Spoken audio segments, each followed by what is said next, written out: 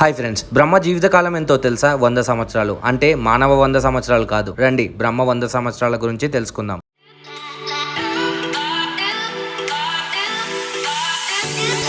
ముందుగా యుగాలు అంటే మనందరికీ తెలుసు. మొత్తం 4 యుగాలు ఉంటాయి. మొదట సత్యయుగం అంటే మహావిష్ణు అవతారమైన మత్స్య అవతారం నుండి నరసింహస్వామి అవతారం ఉన్న యుగం. రెండోది త్రేతాయుగం అంటే వామన అవతారం నుండి రాముడి అవతారం ఉన్న యుగం. మూడవది ద్వాపర యుగం అంటే శ్రీకృష్ణుడి అవతారం ఉన్న యుగం. అండ్ నాలుగవది ప్రస్తుతం నడుస్తున్న కలియుగం అంటే కల్కి అవతారం రాబోతున్న యుగం. ఇక్కడ ప్రతి యుగంలో ఉండే అవతారాలు శ్రీ మహావిష్ణువు యొక్క అవతారాలు. రోజులు సంవత్సరాలు అంటే మనందరికీ తెలుసు. మరి యుగాలు అంటే ఏంటి? ఒక కల్పము బ్రహ్మకి ఒక పగలు, ఇంకో కల్పము బ్రహ్మకి ఒక రాత్రి.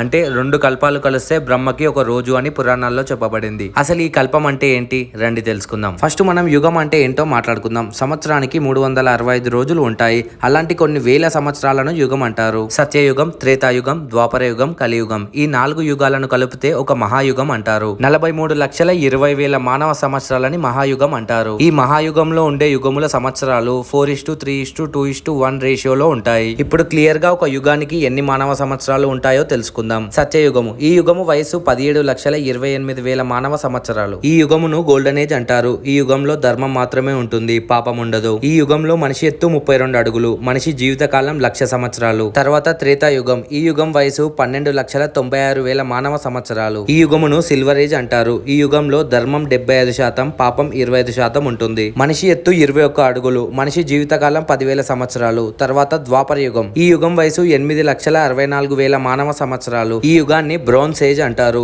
ఈ యుగంలో ధర్మం 50%, పాపం 50% ఉంటుంది. మనిషి ఎత్తు 12 అడుగులు. మనిషి జీవితకాలం 1000 సంవత్సరాలు. చివరిగా కలియుగం. ఈ యుగం వయసు 4,32,000 మానవ సంవత్సరాలు. మనం ప్రస్తుతం 5,125వ సంవత్సరంలో ఉన్నాము. ఇంకా 4,26,875 సంవత్సరాలు మిగిలిన్నాయి. ఈ యుగాన్ని ఐరన్ ఏజ్ అంటారు. ఈ యుగంలో ధర్మం 25%, పాపం 75% ఉంటుంది. మనందరం లైవ్ గా చూస్తున్నాం ఎన్ని పాపాలు అవుతున్నాయో. ఈ యుగంలో మనిషి ఎత్తు యావరేజ్ గా 5 అడుగులు. మళ్ళీ మా ఫ్రెండ్ గాడు 6 ఫీట్స్ ఉన్నాడు కదా బ్రో అనకండి, అందుకే యావరేజ్ అన్నాను. సో ఈ యుగంలో మనిషి జీవితకాలం 100 సంవత్సరాలు. మొత్తం సత్యయుగం, త్రేతాయుగం, ద్వాపర యుగం, కలియుగం ఈ 4 యుగాలను కలిపితే మొత్తం 43,20,000 మానవ సంవత్సరాలు. ఈ 4 యుగాలను మహాయుగం అంటారు. 71 మహాయుగాలు కలిపితే ఒక మనవంతరం అంటారు. ఒక్కో మనవంతరం 30,67,20,000 సంవత్సరాల పాటు జరుగును. ఇలాంటి 14 మనవంతరాన్ని కలిపితే ఒక కల్పము అంటారు. అంటే దాదాపు 1000 మహాయుగాలు కలిపితే ఒక కల్పం అని అర్థం. ఇప్పుడు కల్పం గురించి అర్థమైంది అనుకుంటా. ఒకవేళ అర్థం కాకపోతే మళ్ళీ ఒకసారి చూడండి. ఒక కల్పం అంటే బ్రహ్మకు ఒక పగలు, ఇంకొక కల్పం అంటే బ్రహ్మకు ఒక రాత్రి. 2 కల్పాలు కలిపితే బ్రహ్మకు ఒక రోజు అని అర్థం. 60 కల్పాలను కలిపితే బ్రహ్మకి ఒక నెల.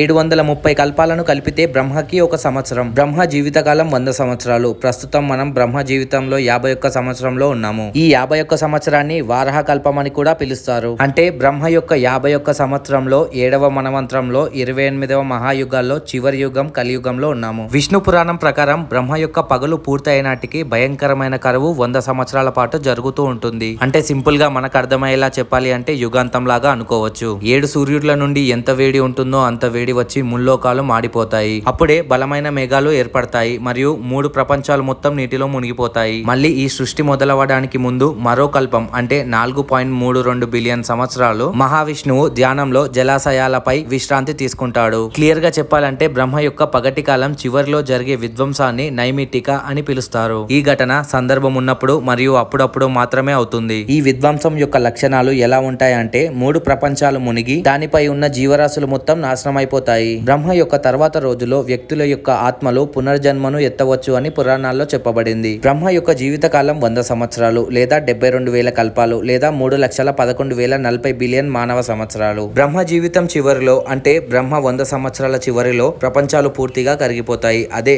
మహాప్రళయం వస్తుంది. ఎవరు మళ్ళీ ఈ ప్రపంచాల నుండి పునర్జన్మ ఎత్తలేరు. మళ్ళీ కొన్ని కాలాల తర్వాత, ఎప్పుడో మనం ఊహించని కొన్ని కాలాల తర్వాత మళ్ళీ బ్రహ్మ యొక్క మొదటి సంవత్సరం నుండి మొదలవుతుంది. అంటే సైకిల్ ఇలా జరుగుతూనే ఉంటుంది. ఇప్పుడు మనం ఉంటున్న యుగం కూడా అంతే, కలియుగం. ఆ యుగం అయిన తర్వాత మరలా సత్యయుగం నుండి మొదలవుతుంది. మొత్తం ఈ సృష్టి కూడా సైకిల్ తోనే నడుస్తుంది. సో ఇది గైస్ బ్రహ్మ యొక్క వయసు పూర్తి వివరణ. ఇప్పుడు మీకు యుగాలు, మహాయుగాలు, మనవంతరాలు, కల్పాల గురించి అర్థమైంది అనుకుంటా. వీడియో ఇన్ఫర్మేటివ్ గా అనిపిస్తే లైక్ చేయండి, సబ్స్క్రైబ్ చేయండి, కామెంట్ లో నా ఎక్స్ప్లెనేషన్ తీరెట్లుందో కామెంట్ చేయండి. And me friends and family కూడా ఈ వీడియోని షేర్ చేయండి. మీరు సపోర్ట్ చేస్తే నాకు కొంచెం జోష్ వస్తుంది, మరిన్ని వీడియోస్ చేయడానికి ఇంట్రెస్ట్ వస్తుంది. అండ్ నెక్స్ట్ వీడియో దేని గురించి చేయాలో కూడా కామెంట్ చేయండి. Thank you.